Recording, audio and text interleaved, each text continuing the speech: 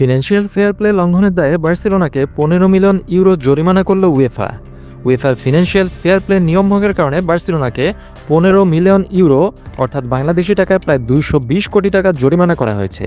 বিষয়টি সংবাদ মাধ্যমে নিশ্চিত করা হয়েছে। এই জরিমানাটি মূলত 2022 সালে বার্সেলোনার আর্থিক কার্যকলাপের জন্য করা হয়েছে। সেই সময় ক্লাবটি তাদের বহুল চর্চিত ইকোনমিক লিভার ব্যবহার করে আয় বাড়ানোর জন্য টিভি সত্ত্বের মতো বেশ কিছু সম্পদ বিক্রি করেছিল।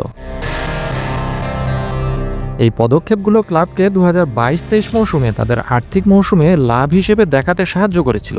যদিও স্পেনের লা লিগা এই চুক্তিগুলোকে বৈধ আর্থিক কার্যকলাপ হিসেবে মেনে নিয়েছিল, কিন্তু উয়েফা তা করেনি।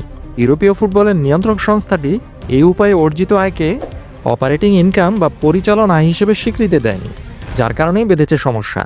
এর ফলে বার্সেলোনার প্রায় 60 মিলিয়ন ইউরোর বড় ধরনের শাস্তির মুখে পড়ার কথা ছিল, কিন্তু উয়েফা প্রেসিডেন্ট আলেকজান্ডার শেফেরিন এবং বার্সেলোনা প্রেসিডেন্ট হুয়ান লাপোর্তার মধ্যে আলোচনার পর এই জরিমানা কমিয়ে মাত্র 15 মিলিয়ন ইউরোতে নির্ধারণ করা হয়েছে।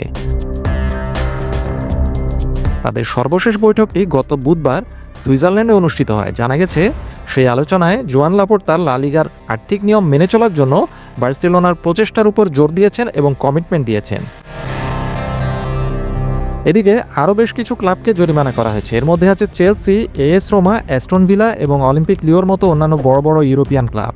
চরম আর্থিক অনিশ্চয়তার মধ্যে বার্সেলোনার উপর এই জরিমানা অবশ্যই মরার উপর খাড়া ঘা হিসেবে এসেছে বলা যায়।